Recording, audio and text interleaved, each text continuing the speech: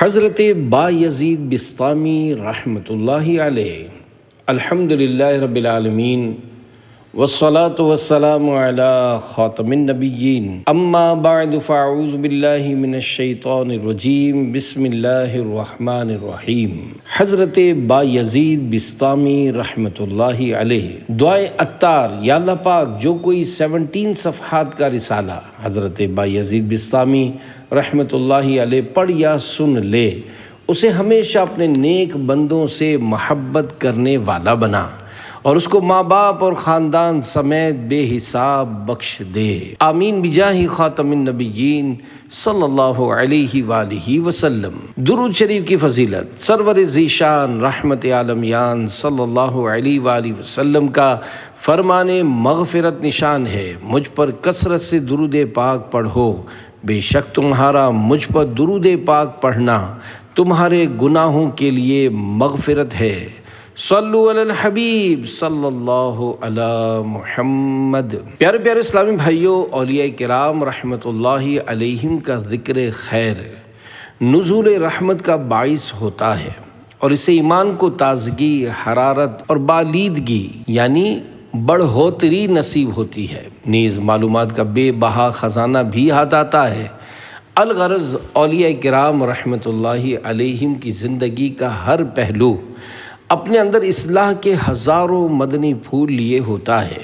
آئیے اللہ پاک کے ایک ولی حضرت سیدنا بایزید بسطامی رحمت اللہ علیہ کی زندگی کے چند مختصر واقعات سنتے ہیں۔ مادر زاد ولی: حضرت بایزید بسطامی رحمت اللہ علیہ مادر ذات ولی تھے۔ آپ کی ولایت کی علامات اسی وقت سے ظاہر ہونا شروع ہو گئی تھیں جبکہ آپ اپنی والدہ ماجدہ کے پیٹ میں تھے۔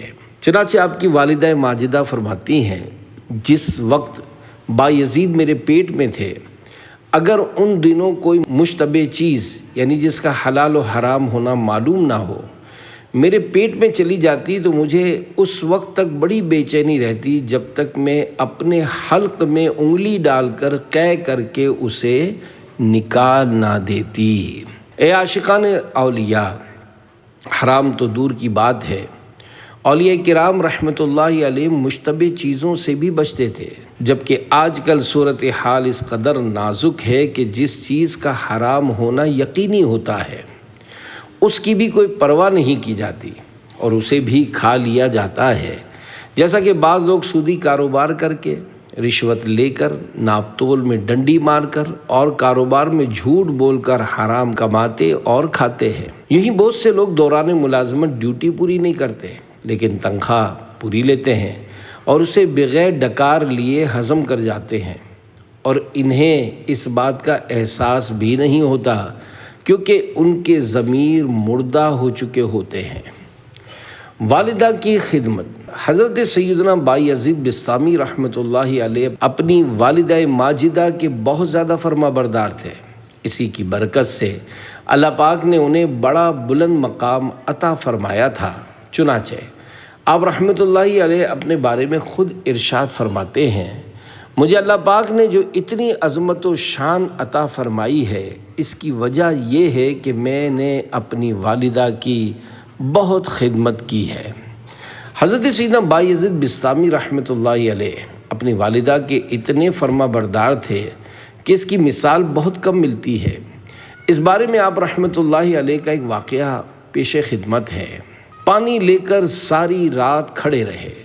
سیدنا بایزید بسطامی رحمت اللہ علیہ فرماتے ہیں، ایک بار سردیوں کی سخت رات میں میری ماں نے مجھے پانی لانے کا حکم دیا۔ جب میں گلاس میں پانی لے کر آیا تو میری والدہ کی آنکھ لگ چکی تھی۔ میں پانی لیے اپنی والدہ کے سرہانے کھڑا رہا، یہاں تک کہ سخت سردی کی وجہ سے پانی گلاس میں برف بن گیا۔ جب ماں اٹھی تو ماں کی ممتا جوش میں آئی اور پوچھا، بیٹا کیا اب تم پانی لیے ساری رات کھڑے رہے؟ میں نے عرض کی، جی ہاں، آپ نے پانی طلب کیا تھا اور جب میں پانی لے کر حاضر ہوا تو آپ سو چکی تھیں اور ادب اس بات کی اجازت نہیں دیتا تھا کہ میں آپ کو نیند سے جگاؤں اور کہیں ایسا نہ ہو کہ آپ نیند سے بیدار ہوں اور پانی موجود نہ ہونے کے سبب پیاس کی تکلیف میں مبتلا ہوں، لہذا پانی لیے کھڑا رہا۔ اے عاشقان رسول، یقین جانیے والدین کی اطاعت کے جذبے سے سرشار سیدنا بایزید بسطامی رحمۃ اللہ علیہ کے ان واقعات میں ہمارے لیے بڑا درس ہے۔ ایک طرف تو سیدنا بایزید بسطامی رحمۃ اللہ علیہ تھے کہ جنہوں نے اپنی ماں کا اس قدر خیال رکھا کہ بلند درجات پائے، جبکہ دوسری طرف ہم جیسے نکمے لوگ ہیں کہ جن کا ظاہر پارسائی کا اعلان کر رہا ہوتا ہے اور ظاہر میں بڑے نیک صورت اور عاشق رسول نظر آ رہے ہوتے ہیں، مگر حالت یہ ہوتی ہے کہ اگر ماں بیچاری کوئی بات کر دے تو اولاً سنتے ہی نہیں، اور اگر سنتے ہیں تو ایک دم ڈانٹ یا جھڑک کر جواب دیتے ہیں۔ نیز اگر ماں کی کوئی بات سمجھ میں نہ آئے تو ایک دم جھاڑ کر اس طرح کے جملے بولنے لگتے ہیں، میرے پاس ٹائم نہیں ہے، میں سو رہا ہوں، کیا دماغ کھا رکھا ہے، وغیرہ وغیرہ۔ غور کیجئے، جب ہمارا اپنی والدہ سے گفتگو کرنے کا انداز ایسا ہوگا تو پھر ہمارا دل عبادت میں کیسے لگ پائے گا، ہمارے گناہوں کی عادت کیسے ختم ہوگی، ہمارا ضمیر کیسے بیدار ہوگا، عبادات میں خشوع و خضوع کس طرح پیدا ہوگا۔ افسوس، نہ جانے دن میں کتنی بار ہم ماں باپ کو جھاڑتے ہیں۔ اگر کوئی اس لیے ماں باپ کو جھاڑتا ہے کہ وہ نماز نہیں پڑھتے تو اس کی بھی اجازت نہیں، کیونکہ یہ ان کا اور ان کے رب کا معاملہ ہے۔ ہمارے لیے حکم یہ ہے کہ ماں باپ شریعت کے دائرے میں رہتے ہوئے جو بھی حکم دیں ہم ان کی اطاعت کریں۔ البتہ اگر ماں باپ شریعت کی خلاف ورزی کرنے کو کہیں تو اس صورت میں ان کی اطاعت نہیں کی جائے گی۔ یقیناً خوش نصیب ہیں وہ لوگ جن کے ماں باپ ان سے راضی ہو کر دنیا سے رخصت ہوتے ہیں۔ خوش نصیب لوگ۔ امیر اہل سنت مولانا محمد الیاس قادری دامت برکاتہ العالیہ ارشاد فرماتے ہیں، الحمدللہ ماں باپ کی فرما برداری کے حوالے سے میرا دل بہت زیادہ مطمئن ہے، اور وہ اس طرح کہ میں نے باپ کا سایہ دیکھا ہی نہیں۔ غالباً ابھی میری عمر 1.5 یا 2 سال تھی کہ والد صاحب انتقال فرما گئے، تو یوں مجھے والد صاحب سے بات چیت کرنے کا موقع ہی نہیں ملا۔ انہیں ناراض کرنا تو دور کی بات ہے۔ میری والدہ حیات تھیں، الحمدللہ وہ دنیا سے اس حال میں رخصت ہوئیں کہ وہ مجھ سے خوش تھیں۔ کوئی بعید نہیں کہ آج جو بہت سے لوگوں کی توجہ میری طرف مبذول ہے، یہ میری والدہ کے مجھ سے خوش ہونے کی برکت سے ہو۔ میری والدہ کا انتقال جمعرات کو ہوا تھا، لیکن اس سے کچھ دن پہلے اتوار کو انہیں دل کا ایک دورہ پڑا تھا جسے گھر کے افراد نہ سمجھ پائے، مگر مجھے شک پڑ گیا تھا کہ ہارٹ اٹیک ہوا ہے۔ چنانچہ میں نے گھر والوں کو جمع کر کے اجتماعی طور پر توبہ کروائی، اور یوں الحمدللہ میری والدہ نے بھی توبہ کی اور کلمہ شریف پڑھا۔ الحمدللہ میری والدہ کو ایمان کا اتنا احساس تھا کہ اگر کسی کے منہ سے کوئی نازیبا جملہ نکل جاتا تو سب گھر والوں سے بولتی کہ توبہ کرو اور کلمہ پڑھو، یہاں تک کہ کبھی کبھی مجھ سے پوچھتی کہ میرے منہ سے فلاں جملہ نکل گیا، کہیں کفر تو نہیں۔ آخری دن جمعرات کو سفر شریف کی 17ویں رات تھی اور میں ایک اجتماع میں شریک تھا۔ اتنے میں مجھے گھر سے بلاوا آیا کہ جلدی گھر آ جاؤ۔ جب میں گھر پہنچا تو میری والدہ کی زبان بند ہو چکی تھی اور وہ سکرات کے عالم میں تھیں۔ پھر ہم نے یاسین شریف کی تلاوت کی تو اس دوران تقریباً 10:15 پر ان کی روح بآسانی قبض ہو گئی۔ بعد میں مجھے میری بڑی بہن نے بتایا کہ والدہ کی زبان کلمہ شریف پڑھتے اور استغفار کرتے ہوئے بند ہوئی تھی۔ وہ تمہیں بہت یاد کر رہی تھی اور بار بار کہہ رہی تھی کہ میرے لال کو جلدی بلاؤ، کہیں وہ مجھ سے دور نہ رہ جائے۔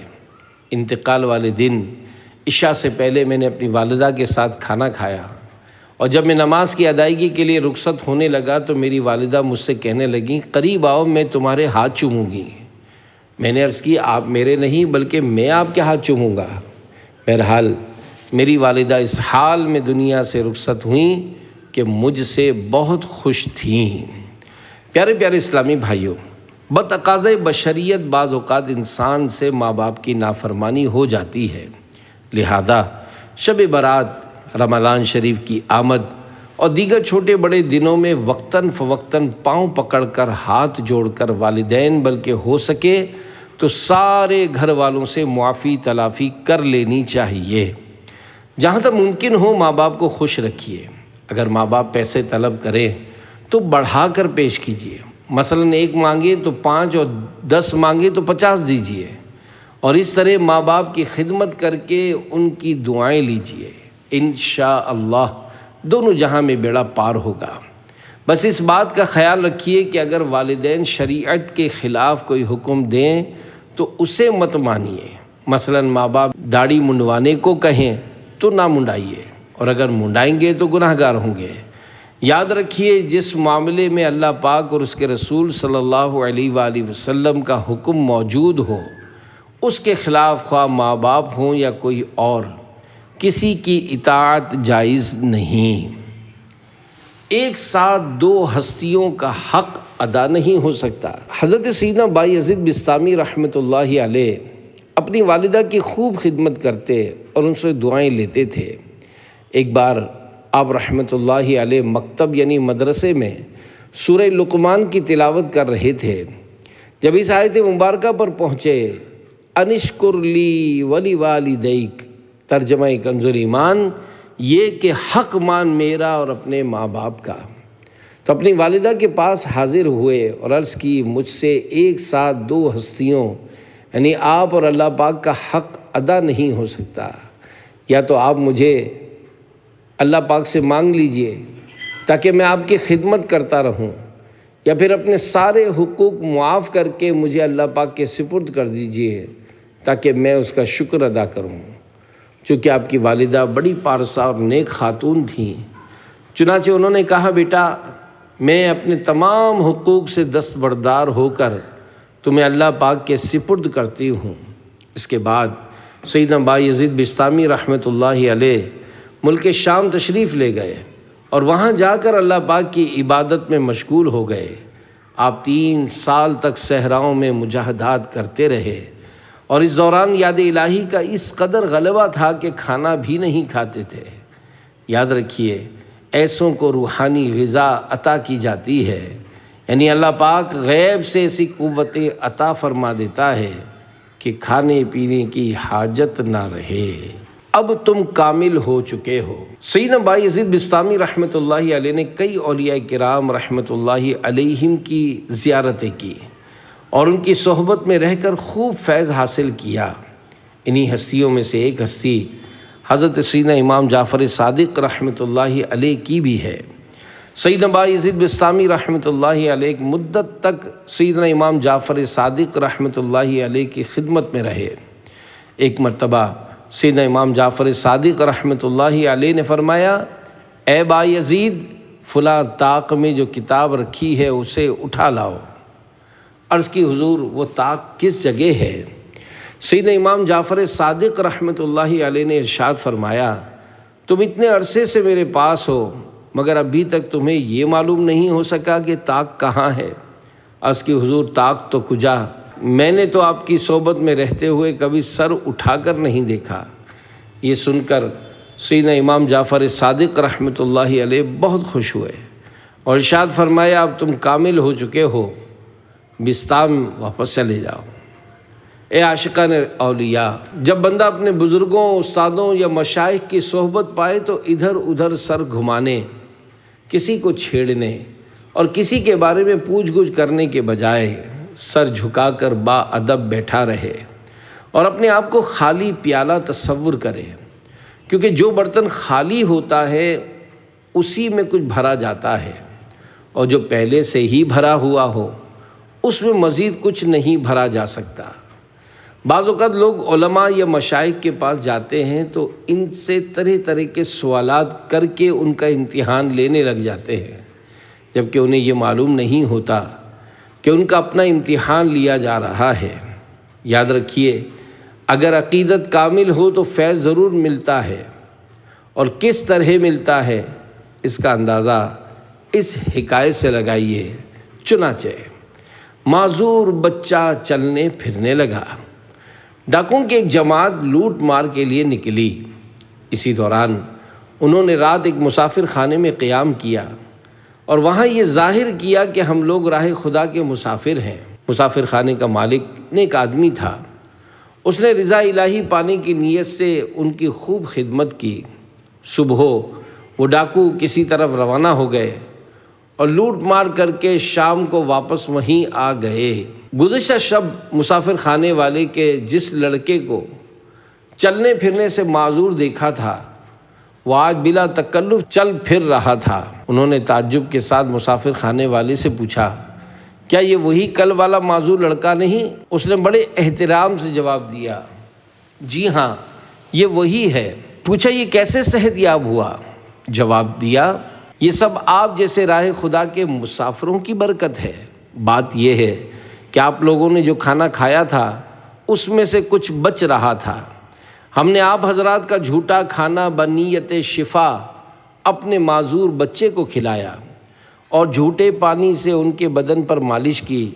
اللہ پاک نے آپ جیسے نیک بندوں کے جھوٹے کھانے اور پانی کی برکت سے ہمارے معذور بچے کو شفا عطا فرمائی۔ جب ڈاکوؤں نے یہ سنا تو ان کی آنکھوں سے آنسو جاری ہو گئے۔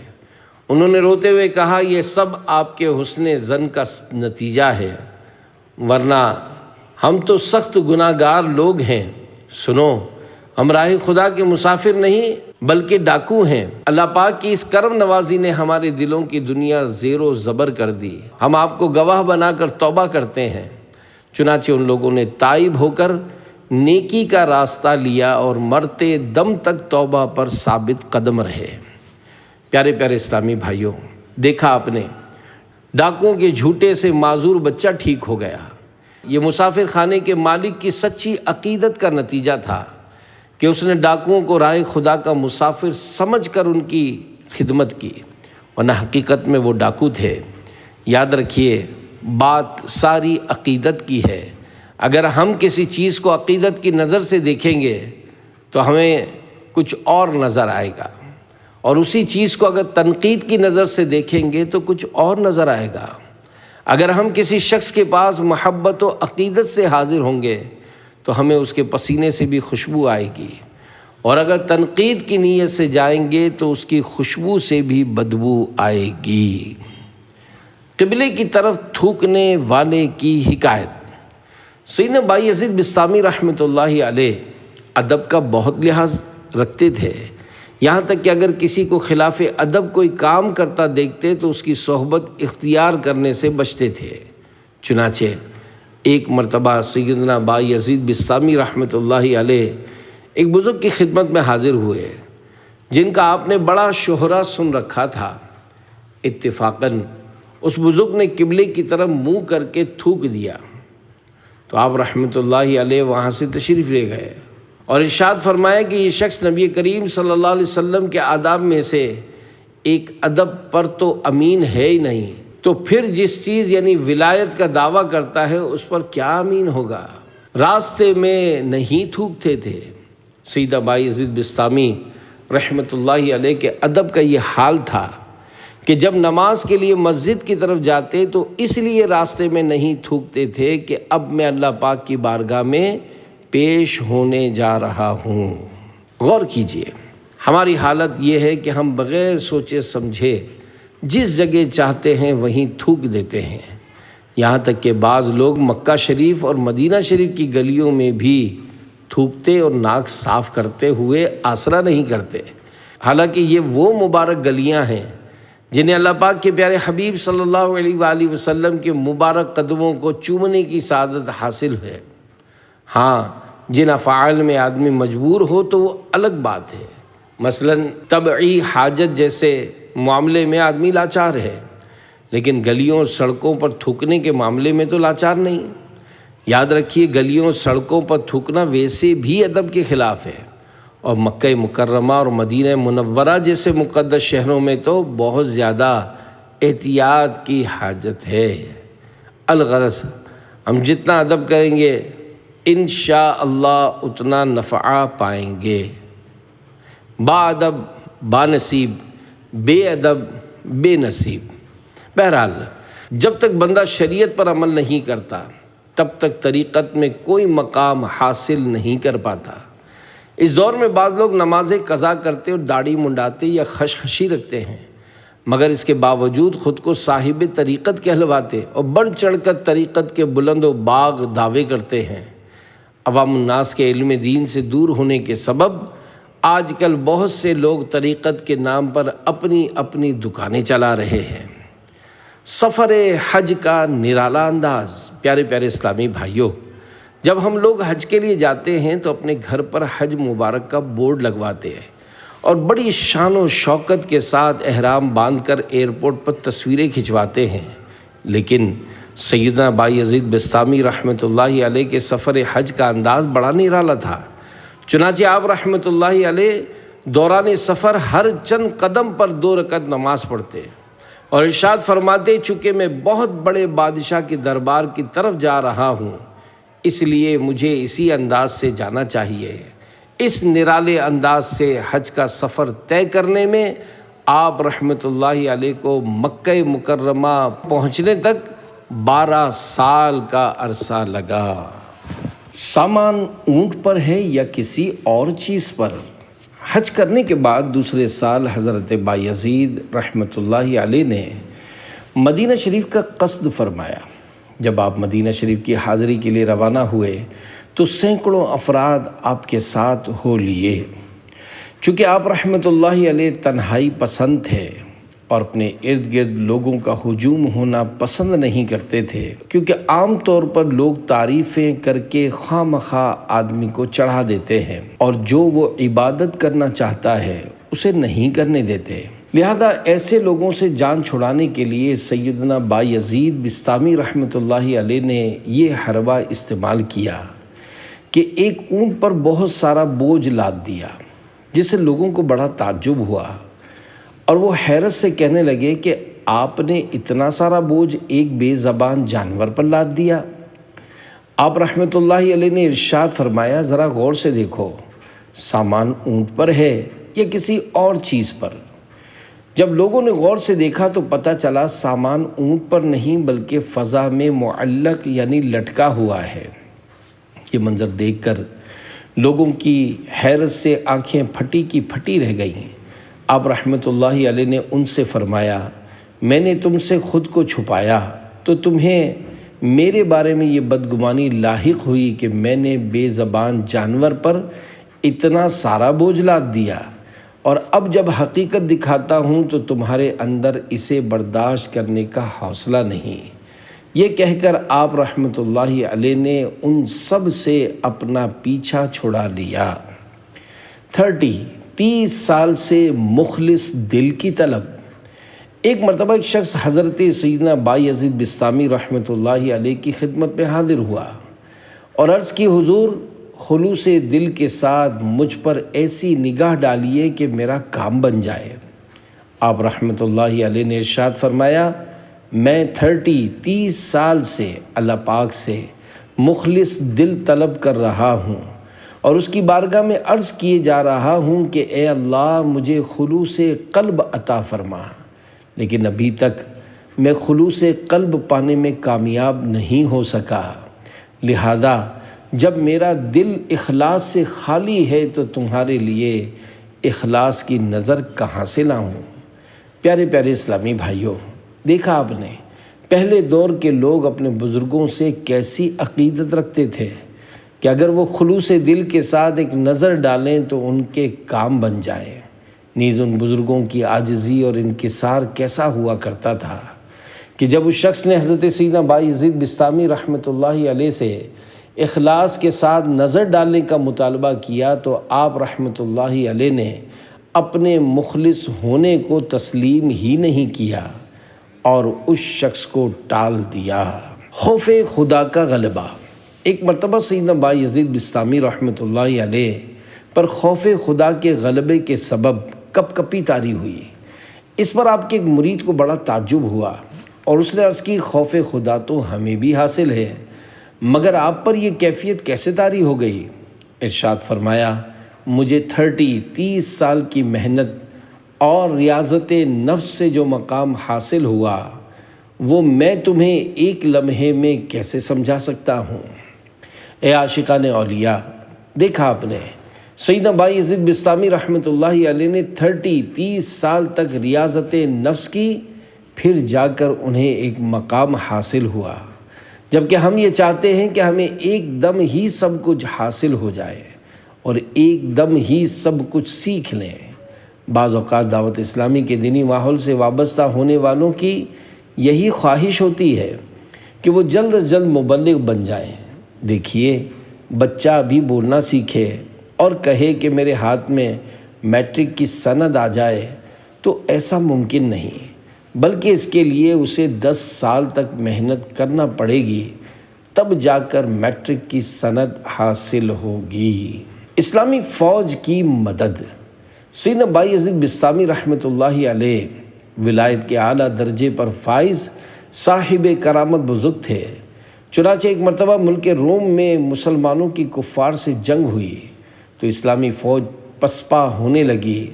مسلمانوں کی فوج میں شریک ایک فوجی سیدنا بایزید بسطامی رحمۃ اللہ علیہ کا بڑا معتقد تھا۔ بے ساختہ اس کی زبان سے نکلا، یا شیخ بایزید امداد فرمائیے۔ اگر شیطان یہ وسوسہ دلائے کہ مدد صرف اللہ پاک ہی کر سکتا ہے، سیدنا بایزید بسطامی رحمۃ اللہ علیہ پکارے جانے پر کس طرح کسی کی مدد کر سکتے ہیں، تو اس طرح کے وسوسوں کی کاٹ کے لیے 20 صفحات پر مشتمل امیر اہل سنت مولانا محمد الیاس عطار قادری دامت برکاتہم العالیہ کے رسالے جنات کا بادشاہ کا مطالعہ کیجیے۔ اسی وقت ایک خوفناک آگ نمودار ہوئی، لشکر کفار فرار ہونے لگا اور مسلمانوں کو فتح نصیب ہوئی۔ پیشاب میں خون، عاشقان اولیاء۔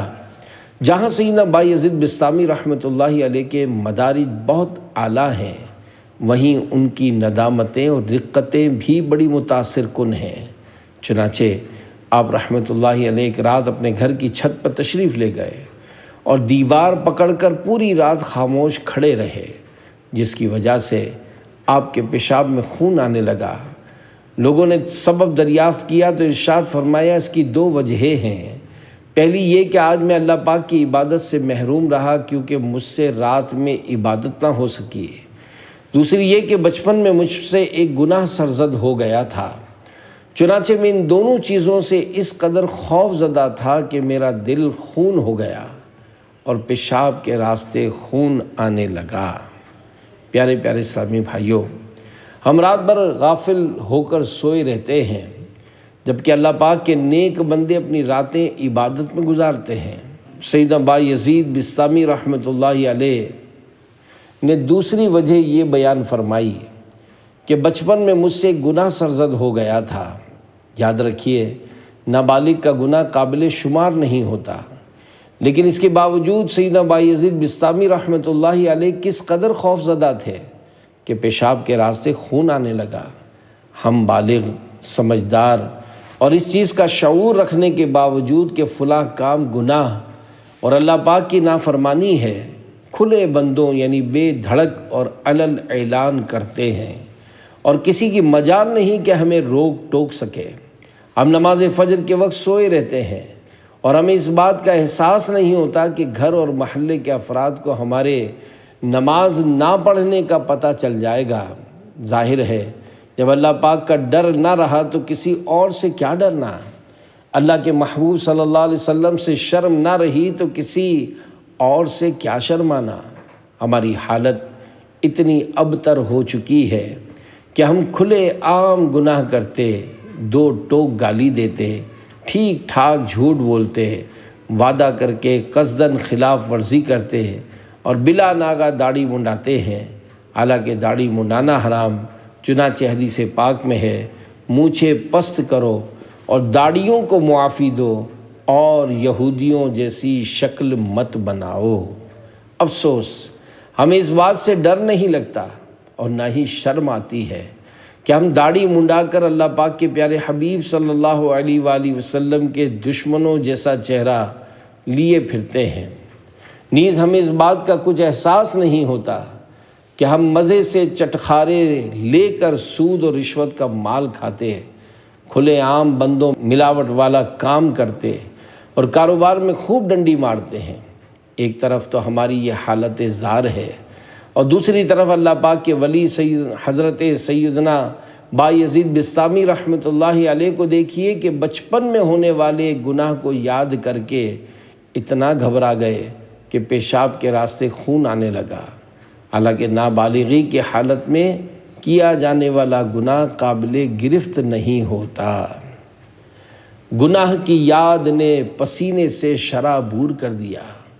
ہمارے بزرگان دین رحمۃ اللہ علیہم کو جب کبھی اپنے سابقہ گناہ یاد آتے تو ان پر رقت طاری ہو جایا کرتی تھی۔ چنانچہ حضرت سیدنا عتبۃ الغلام رحمۃ اللہ علیہ جو کہ بہت بڑے ولی اللہ گزرے ہیں، ایک بار کسی مقام سے گزرے تو ایک مکان کے قریب کھڑے ہو گئے۔ رقت طاری ہونے کے سبب آپ رحمۃ اللہ علیہ پسینے سے شرابور تھے۔ جب لوگوں نے پوچھا کہ حضور آپ کی یہ حالت کیسے ہو گئی، فرمانے لگے ایک دور میں اس مکان میں مجھ سے کوئی گناہ ہوا تھا، لہذا جب بھی یہاں سے گزرتا ہوں تو مجھے اپنا وہ گناہ شدت سے یاد آتا ہے اور مجھے بہت ندامت ہوتی ہے، اس وجہ سے میری یہ حالت ہوئی۔ پیارے پیارے اسلامی بھائیوں، غور کیجئے، نہ جانے ہم ایک دن میں بلکہ ایک گھنٹے میں بلکہ ایک منٹ میں کتنے گناہ کر ڈالتے ہیں، مگر ہمیں اس کا احساس نہیں ہوتا کیونکہ ہمارا ضمیر بالکل مردہ ہو چکا ہے۔ یاد رکھیے، ہمیں اللہ پاک کی بارگاہ میں پیش ہونا ہے، چاہے ہم کتنی ہی شان و شوکت والے کیوں نہ ہوں، چاہے ہم کتنی ہی بڑی طاقت کے مالک کیوں نہ ہوں، چاہے ہم کتنے ہی بڑے رئیس اور سرمایہ دار کیوں نہ ہوں، چاہے ہم کتنے ہی بڑے عہدیدار اور کتنے ہی بڑے افسر کیوں نہ ہوں، اللہ پاک کا یہ ارشاد پیش نظر رکھنا ہوگا۔ پارہ 18 سورہ مومنون آیت 115، افحسبتم انما خلقناکم عبثا وانکم الینا لا ترجعون۔ ترجمہ کنز ایمان، تو کیا یہ سمجھتے ہو کہ ہم نے تمہیں بیکار بنایا اور تمہیں ہماری طرف پھرنا نہیں؟ اے عاشقان رسول، یہ بات یقینی ہے کہ سبھی کو اللہ پاک کی بارگاہ میں پیش ہونا ہے۔ جو اس کا انکار کرے گا وہ مسلمان نہیں رہے گا۔ نہ جانے گناہ کرتے وقت ہم یہ کیوں بھول جاتے ہیں کہ ہمیں بارگاہ الہی میں پیش ہونا ہے۔ دنیا میں جب ہم کسی بزرگ سے ملاقات کے لیے جاتے ہیں تو سر پر رومال یا ٹوپی وغیرہ رکھ لیتے ہیں۔ اسی طرح سگریٹ پیتے وقت اگر ہم کسی بزرگ کو سامنے آتا دیکھ لیں تو فوراً سگریٹ چھپا لیتے ہیں یا نیچے پھینک کر اسے جلدی جلدی پاؤں سے مسل دیتے ہیں۔ دیکھیے، جب ہم ایک بزرگ سے اتنی شرم و حیا محسوس کرتے ہیں تو اللہ پاک سے شرم و حیا کیوں نہیں کرتے کہ جو عالم الغیب والشہادہ ہے، یعنی کوئی شے اس سے پوشیدہ نہیں، اور اس نے ہمیں ظاہری اور باطنی ہر طرح کی بے حیائی سے منع فرمایا ہے۔ اے کاش ہمارا ضمیر بیدار ہو جائے اور ہمارا یہ ذہن بن جائے کہ اللہ پاک دیکھ رہا ہے۔ جب ہماری ایسی سوچ بن جائے گی کہ اللہ پاک دیکھ رہا ہے تو انشاءاللہ ہمارے اندر ضرور گناہوں کا احساس پیدا ہوگا۔ جب گناہوں کا احساس پیدا ہوگا تو انشاءاللہ گناہوں سے بچنے کی صورت بھی بنے گی، اور جب گناہوں سے بچنے کی صورت بنے گی تو انشاءاللہ ہمیں ظاہری و باطنی دونوں طرح کی ترقیاں نصیب ہوں گی۔ اللہ پاک ہمیں سیدنا بایزید بسطامی رحمۃ اللہ علیہ کی برکتوں سے مالا مال فرمائے۔ آمین بجاہ خاتم النبیین صلی اللہ علیہ وآلہ وسلم۔ صلو علی الحبیب صلی اللہ علی محمد۔